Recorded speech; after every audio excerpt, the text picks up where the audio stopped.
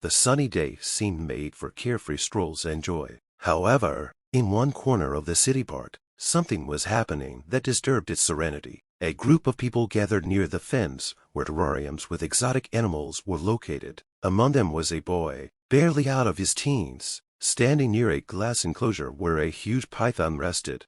A policeman patrolling the park noticed the boy. He stopped, leaning against the barrier, watching the child stare at the snake with interest. The policeman came closer, his face expressing an odd combination of amusement and intense curiosity.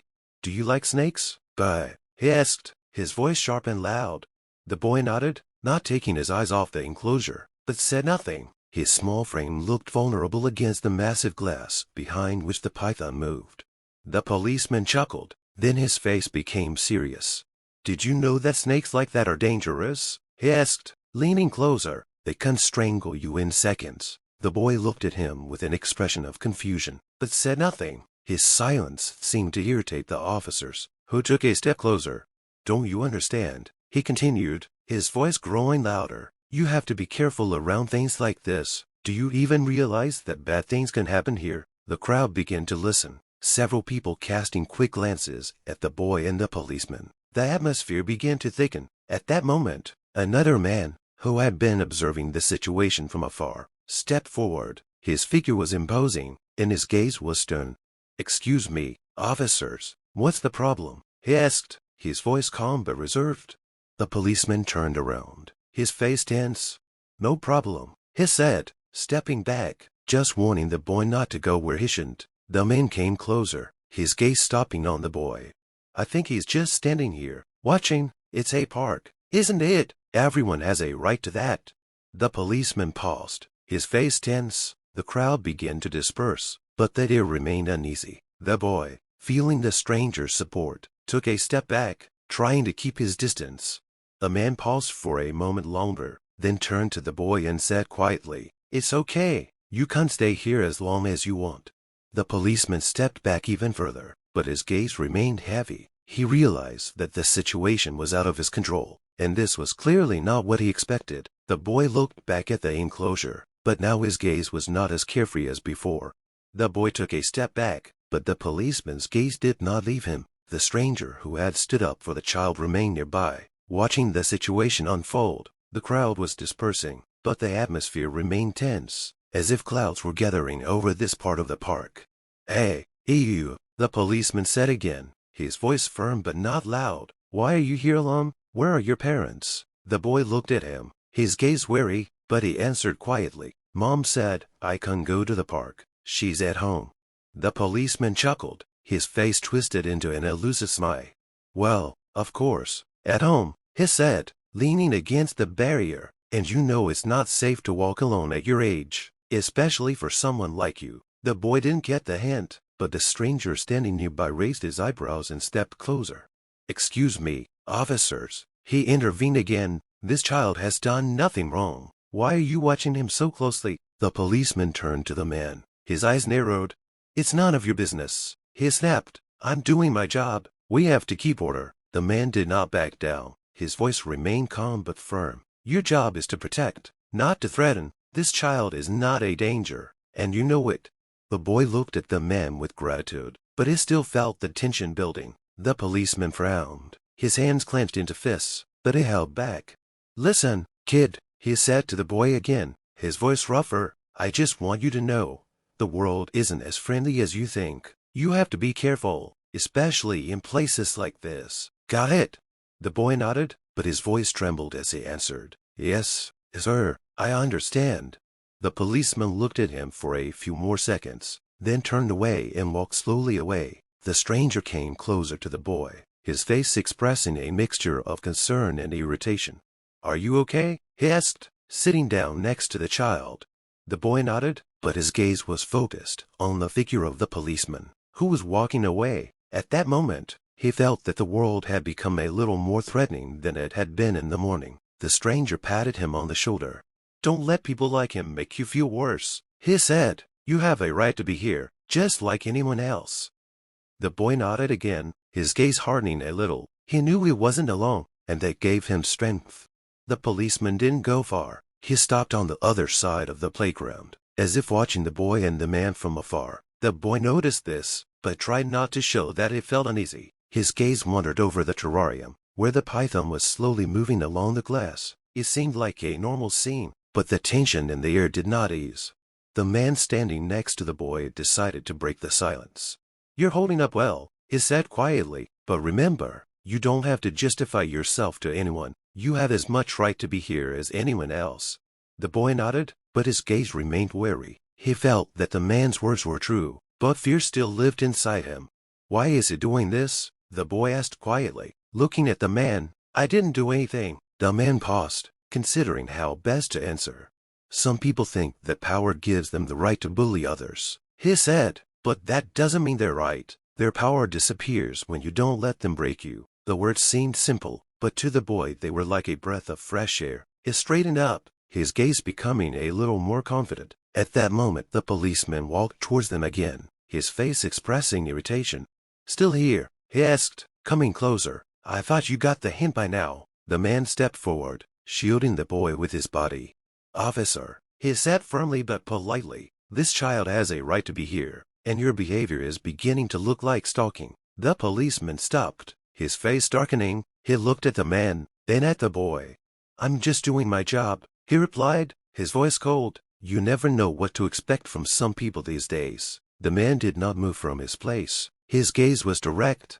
"Perhaps you would like to explain why you believe this child is a threat?" he asked.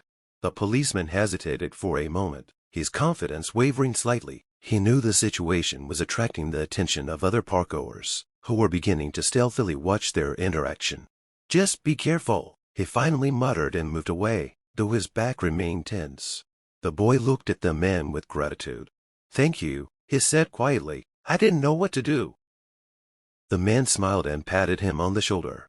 "Remember," he said, "your fortitude is your strength. Don't let anyone rob you of your dignity." These words left a mark on the boy's heart. He felt that this day had changed him, but not broken him. He realized that there will always be people who will stand on the side of justice, even when everything seems against you.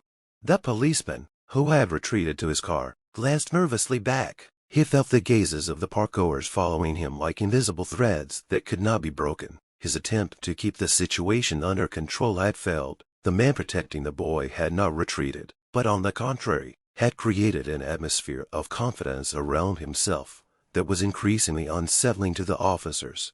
Inside the car, he turned on the radio to distract himself, but the announcer's words only increased his tension. In recent weeks, discussions about the illegal actions of certain government officials have intensified. These events raise more and more questions about justice and equality. The policeman turned off the radio without listening to the rest. His thoughts returned to the boy whose face was now etched in his mind. He couldn't explain to himself why he had focused so much on this child. Maybe it was anger at something bigger, something he couldn't control, but now it seemed like a mistake. Meanwhile, the man and the boy were still standing near the terrarium. The park visitors began to whisper, their eyes occasionally falling on the police car. The man leaned toward the boy.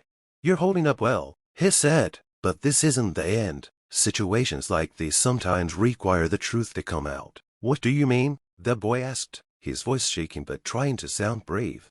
The man smiled, but his smile was serious. "Sometimes people need to be shown that they are wrong, and this is not done by screaming or fear, but by the truth," he said. "Are you prepared to tell what happened if necessary?" The boy nodded. A feeling was growing inside him that he had to stand up for himself. He remembered the policeman's words, his cold tone and looks that made him feel small and helpless. But now he realized that there was support, and that gave him strength.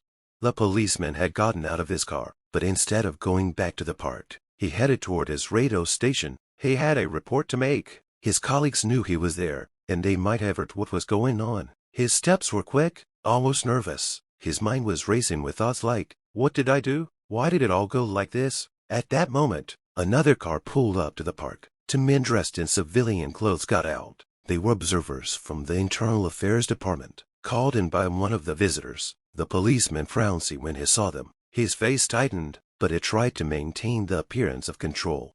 "Officer, we have a few questions," one of them said, showing his ID. "We've been informed that there was an incident with a visitor. We'd like to hear your version. The policeman took a deep breath, trying to speak calmly.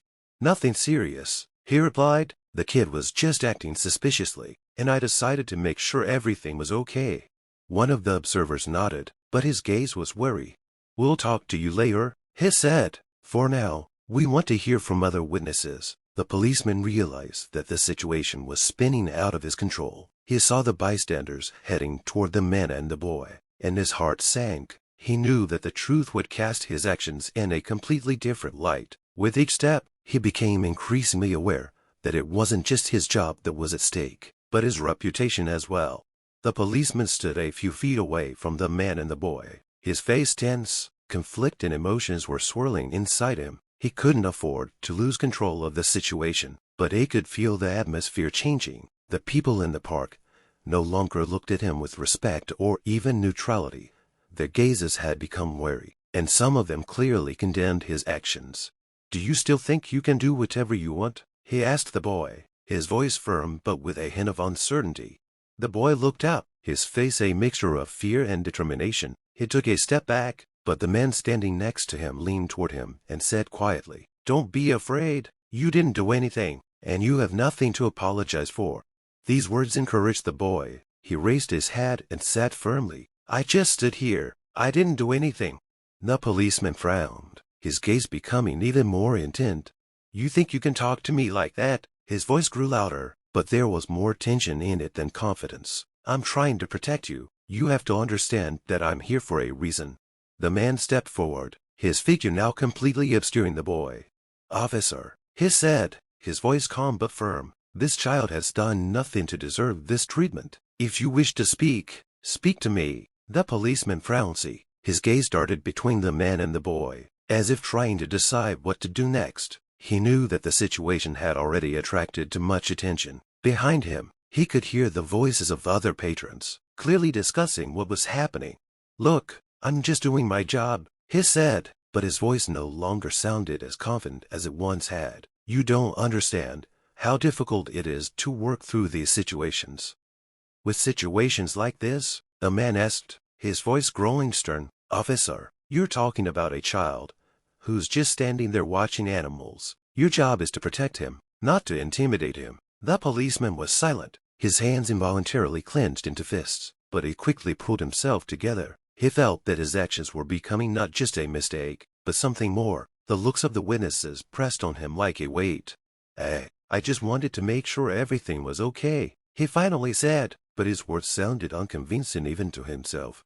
The man straightened up, his gaze firm. "Then see for yourself," he said, "but do it with respect. This boy is a man, not an object of your suspicions." The policeman thought for a moment, but then turned away. His steps were quick and nervous as he walked away from them. He knew that he had lost control of the situation, and that his every move was now under close surveillance. The boy looked at the man, his eyes expressing a mixture of relief and gratitude. "Thank you," he said quietly. The man nodded, his face remaining serious. "You did well," he said. "You didn't let him intimidate you. That's important." These words encouraged the boy. He felt that even in the most tense moments, there is always room for truth and dignity. The policeman returned to his car, but inside he had a strange feeling that the situation was out of control. He tried to calm himself by starting the engine, but his eyes couldn't help but dart around the mirrors. He saw the man and the boy still standing by the terrarium, but the crowd around them was thinning. It seemed like they were alone. This should have calmed him down, but somehow it made it worse. An invisible tension filled the air, as if he was on the brink of something he couldn't understand. Footsteps were heard behind him. The policeman looked in the mirror and noticed a figure approaching the car. It was another officer, dressed in civilian clothes. His face was worried and his hands were in his pockets. The policeman opened the window, but before he could say anything, the stranger began to speak. "We need to talk," he said, his voice low and serious. "Do you realize what you just did?" The policeman began, but was interrupted.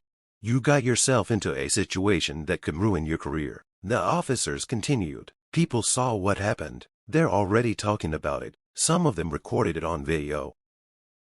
The policeman felt his heart sink. Video! The thought hit him harder than any words. He knew that if the footage leaked online, it could prove his reckless actions. But what scared him most was that he knew this situation could lead to much more than just a scandal.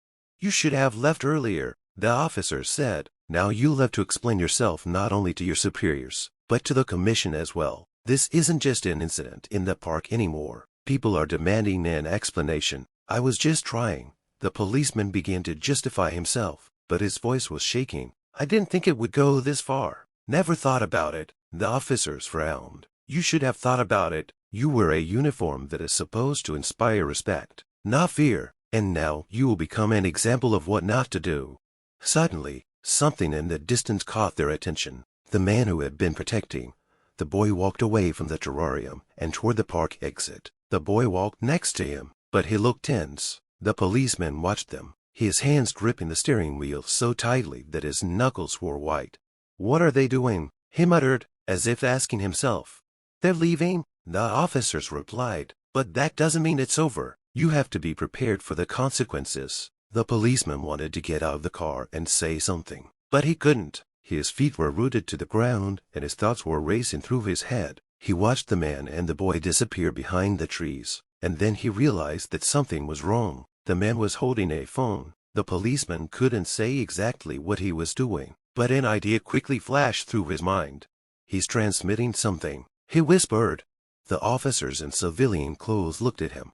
"That's his right," he said, "and if he passes on information, you must be prepared to explain your actions." The policeman knew it would be difficult to explain. He felt the air in the car growing heavy, and the silence around him becoming too loud. He started the engine and pulled out of the parking lot, but the feeling of being watched did not go away. As he stopped at the next light, his phone vibrated. It was a text. He opened it, and his eyes widened. There was a short text. "We know what you did. We will get justice." Below the text was a link to a video. The officers clicked on it, and the screen filled with footage from the park. His face, his actions, all captured from multiple angles. He felt a chill run down his spine. This was just the beginning. Now he knew that every mistake he made would be part of something bigger. He realized that everything he thought was his defense was now being turned against him.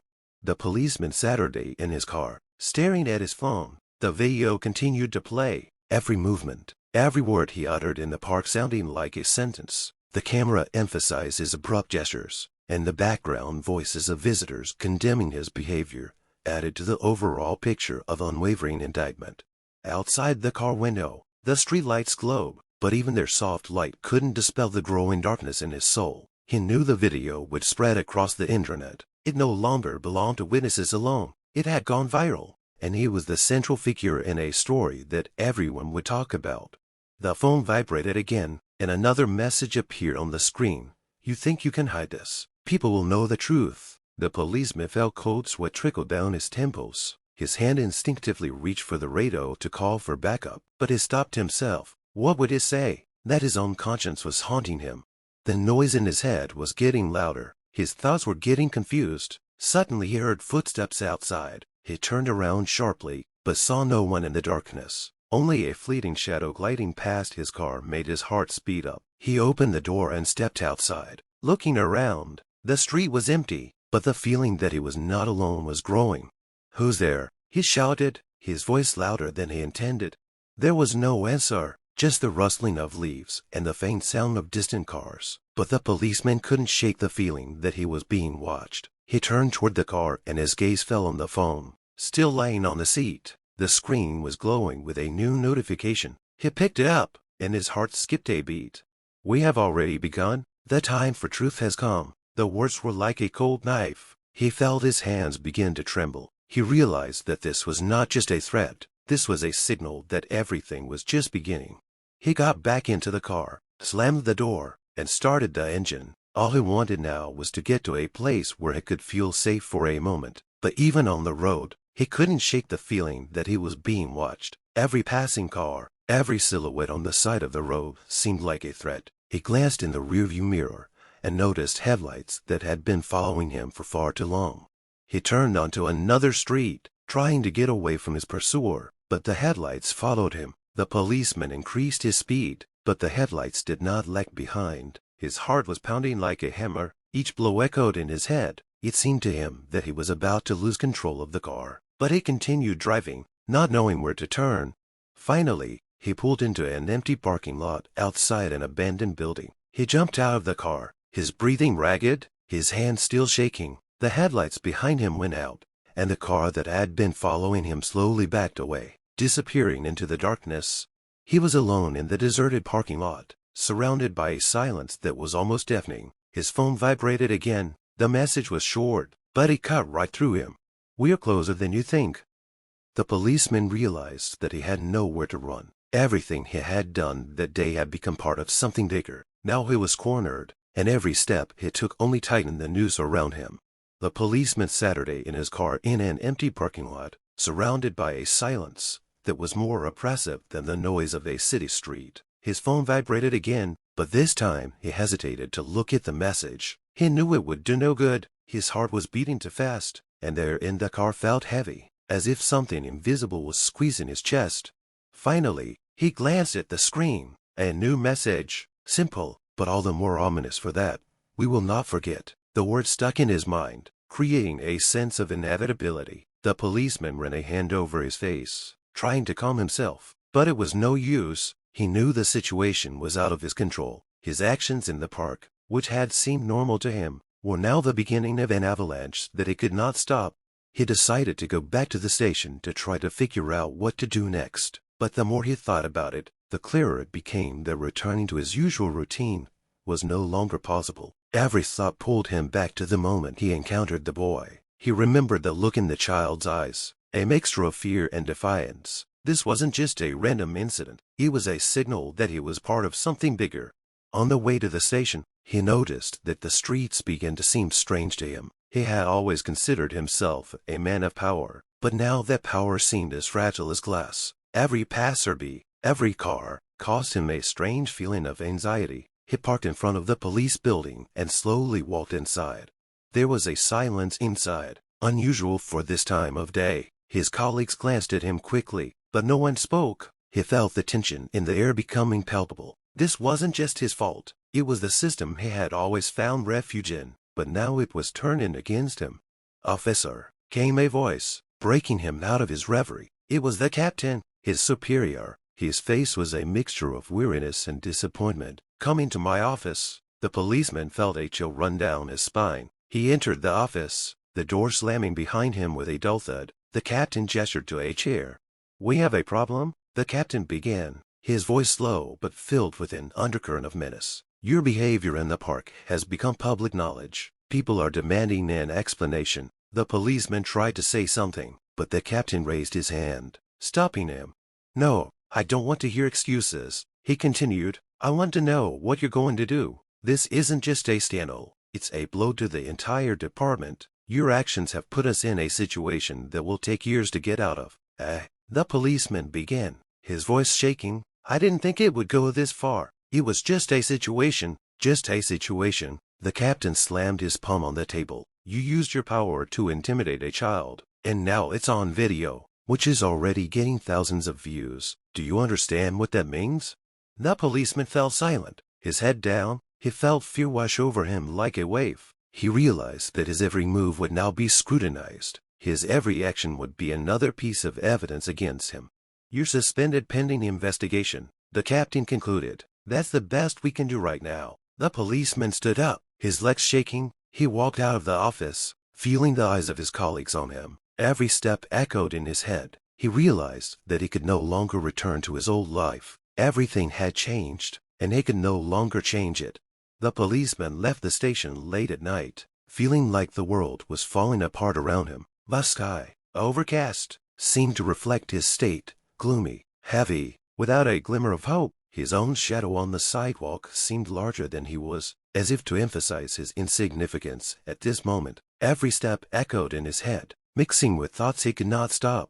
Across town, in a small apartment, a boy sat next to his father. They discussed what had happened in the park. The boy's father, a tall man with a serious look, listened intently, his hands folded on the table, his jaw tense. "You did the right thing by not giving in," he said, looking at his son. "But what happened shouldn't go unnoticed." The boy nodded, his eyes shining with determination. He had always known his father to be a strong man, but today he saw something more in him. This man was willing to protect him, no matter the cost. The father stood up, picked up the phone, and started dialing. The boy watched as his father spoke to someone, his voice firm and confident. The conversation didn't last long, but its effect was obvious. When the father hung up, he turned to his son and said, "They'll take care of it tomorrow." The next morning, events began to unfold rapidly. The policeman, now suspended from duty, Saturday at home, trying to find some way out of this situation. His phone vibrated incessantly, messages, calls, notifications of new posts on social networks. Each of them was a reminder that his actions had become public knowledge. But the real blow came later. In that evening, a former colleague called him. "Have you seen the news?" he asked, his voice nervous. "Do you know who this boy is?" The policeman felt the blood drain from his face. "What do you mean?" he asked, his voice shaking.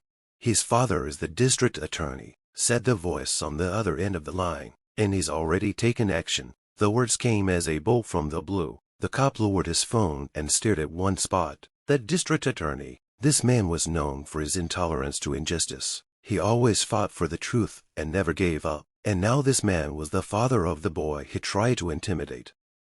The policeman stood up, his mind racing. He knew that his career, his life, everything he had ever considered stable, was on the brink of collapse. But the worst thing was the realization that he was no longer in control. He was a pawn in a game he couldn't win. Meanwhile, the prosecutor had already taken action. He had contacted the Internal Affairs Department, providing them with video and witness statements. He knew that this case had to be handled quickly and transparently. But for him, this was more than just a case. This was a personal battle for his son, for his dignity, for the truth. That evening, the news began to feature stories about the incident in the park. The policeman saw his face on the screen. Journalists discussed his actions, and a voiceover spoke about the investigation that was just beginning. But the hardest thing for him was the prosecutor's statement. "We cannot allow such actions to remain without consequences," he told reporters. "Our goal is to achieve justice and show that no one is above the law." These words, heard throughout the country, were the final blow. The policeman realized that it was all over. He was no longer a defender of the law. Now he was a lawbreaker who would be held accountable for his actions.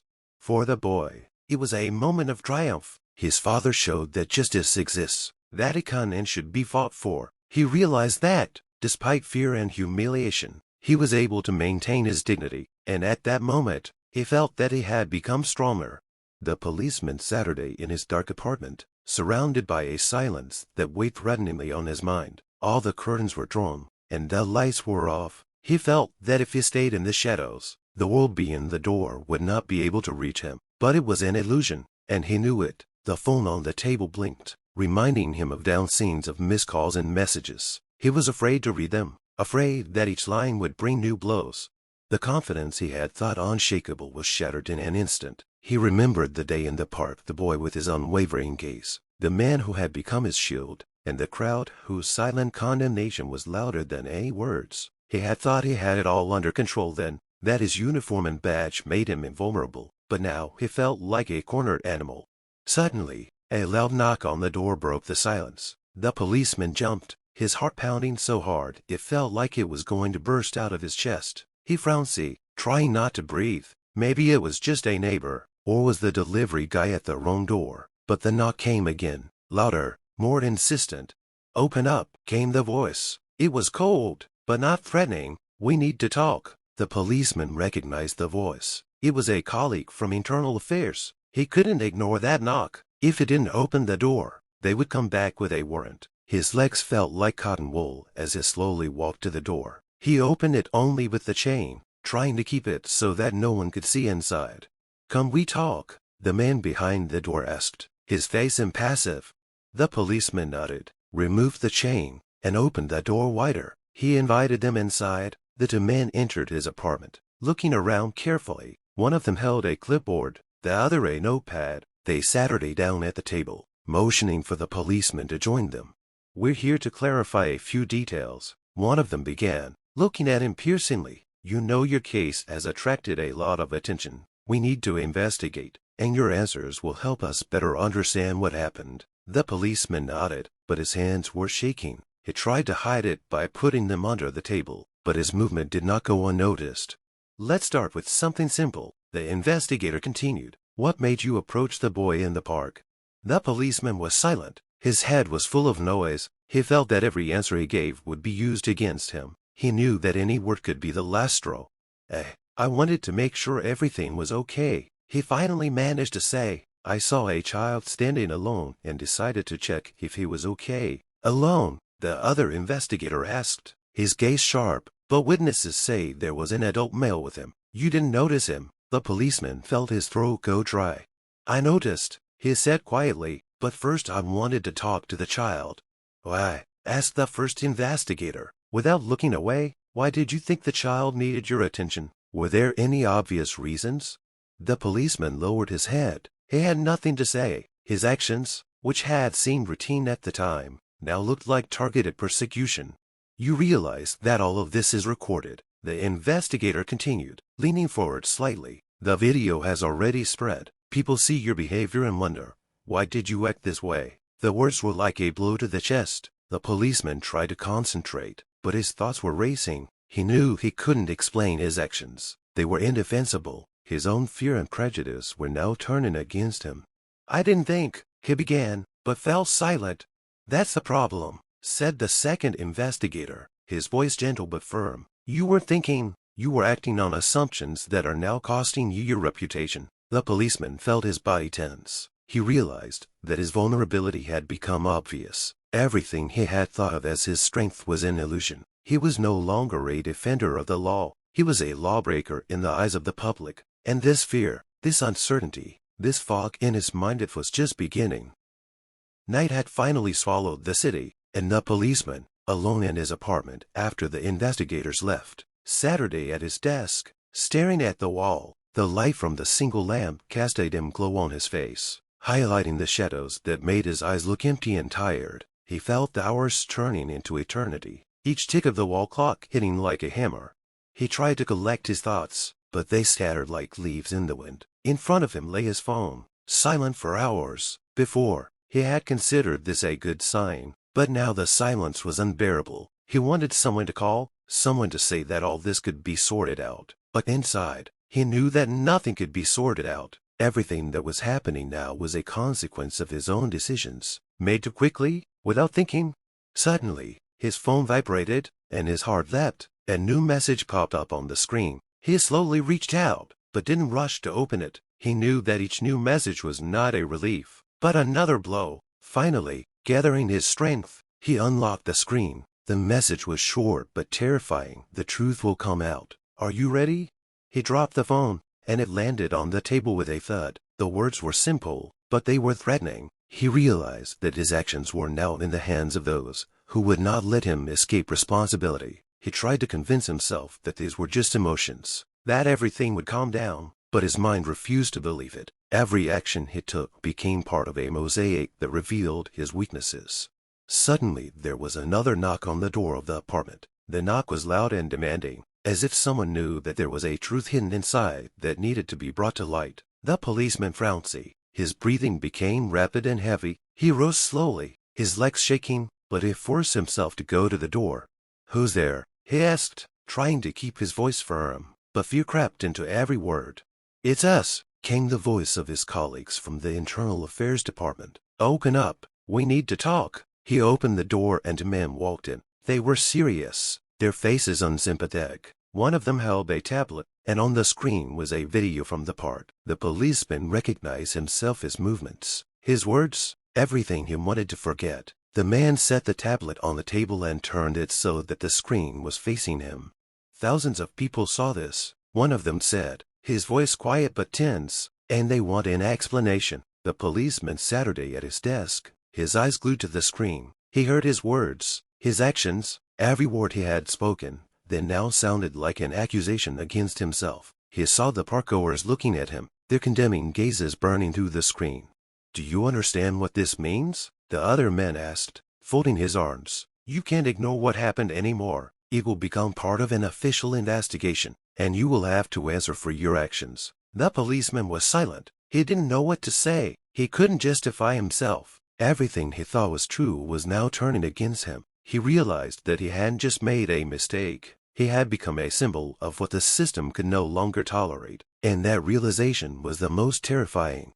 "We'll give you a chance," the first man said, leaning closer. "You can confess. It won't free you from responsibility, but it will show you're willing to accept the consequences." The policeman nodded, but the words wouldn't come to him. He felt his confidence evaporate completely. Now all that was left was fear for his career, for his life, for the fact that he would never be able to undo what he had done. He realized that his world had changed forever, and he didn't know how to live with it.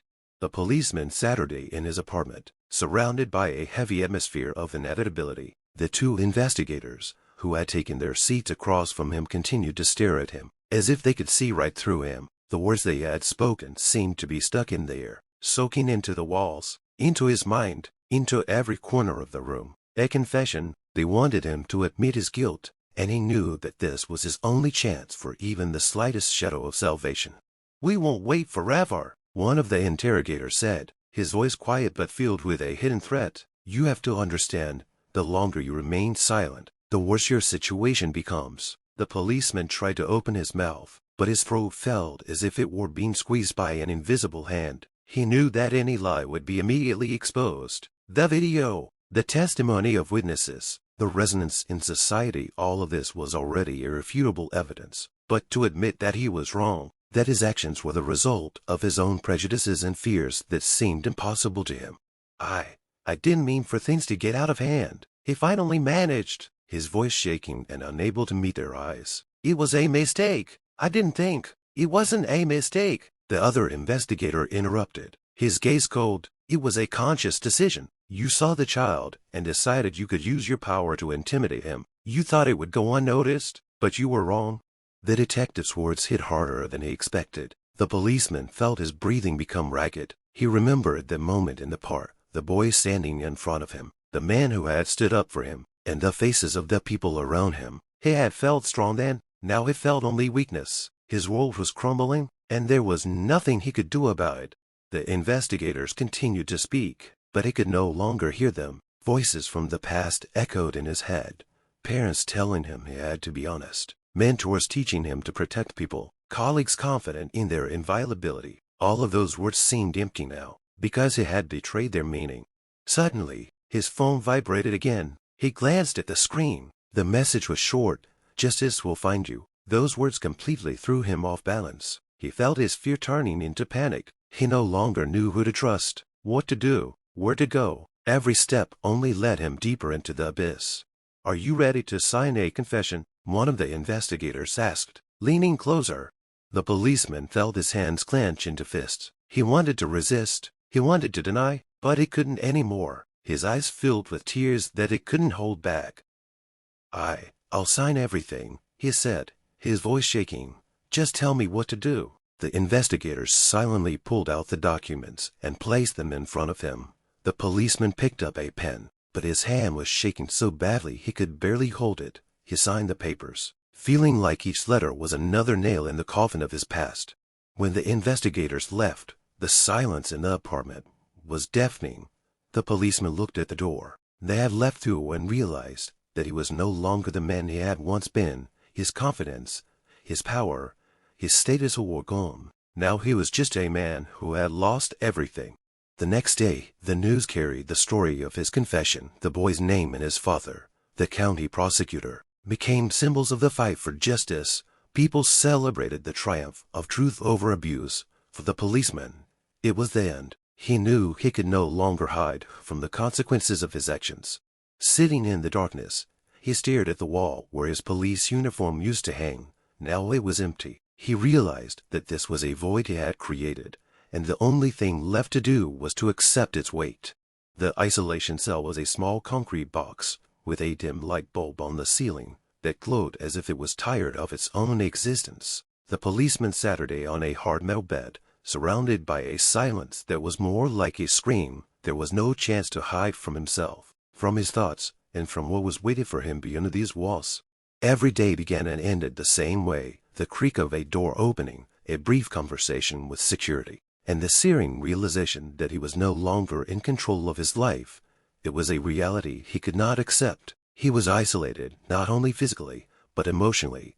The colleagues who had once worked with him had turned their backs on him. The society he had sworn to protect now saw him as a symbol of what needed to be eradicated. Rumors about his deeds continued to circulate. Newspapers published articles. Television discussed the consequences of his actions, and debates flared up on social media. But it all came down to one thing. He had ended up on the side of evil, and people were looking for a lesson for everyone in this case.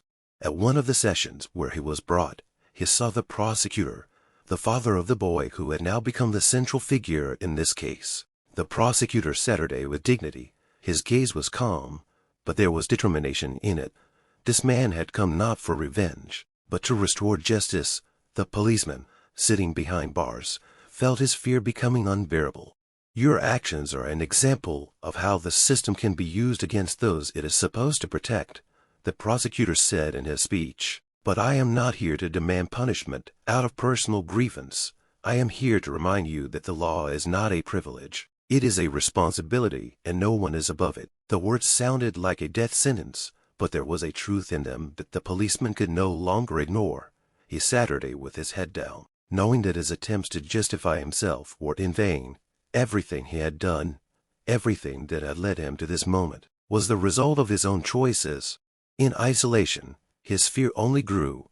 He heard rustling sounds behind the door, the footsteps of guards, the conversations of prisoners in neighboring cells. He was afraid that every morning could be the beginning of the end. But the most terrible thing was that he could not escape from himself. His actions, his words, his decisions haunted him like shadows that never disappeared. Meanwhile, the case became an important step toward reform.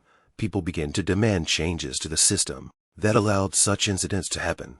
The story of the boy and his father inspired others to speak out about their experiences. Courts began to review similar cases, and many victims received long-awaited justice. The boy who became the hero of this case came into the courtroom one day with his father. He didn't say a word, but his presence was louder than any speech. He looked at the policeman, but there was no malice in his gaze. It was the gaze of a man who had overcome fear and found the strength to forgive in order to move on. For the policeman, this was a turning point. He realized that his fear was not a punishment, but the result of realizing how wrong he had been. He was a man who had lost himself, but in this moment he found a grain of truth. His actions were wrong, but the system that judged him was finally working as it should. When the final verdict was handed down, the policeman no longer felt angry or hurt. He felt relief. This wasn't just punishment, it was a chance to start over, even if that new start was in the quiet of a prison cell. He knew this was his opportunity to become a better person. Justice had been served, but it was more than just punishment. It was an example of how a system can work when people demand better from it. The policeman was left in isolation, but the world outside was changed. The boy and his father moved on with their lives, knowing that their actions were the beginning of something greater. And the silence in the cell was no longer oppressive to the policeman. It was a reminder that the truth always comes to light, even if it takes a long time. Thank you for watching this story. We would like to know your opinion. What do you think about what happened? Have you ever experienced injustice or racism in your life? How did you cope with it? Share your thoughts and stories in the comments. Every voice is incredibly important to us. We appreciate each of you and thank you for being with us. If you liked this video, don't forget to like and subscribe to the channel so you don't miss new stories. Your opinion and support inspire us to become better every day. We wish you a good day and justice in every step of life.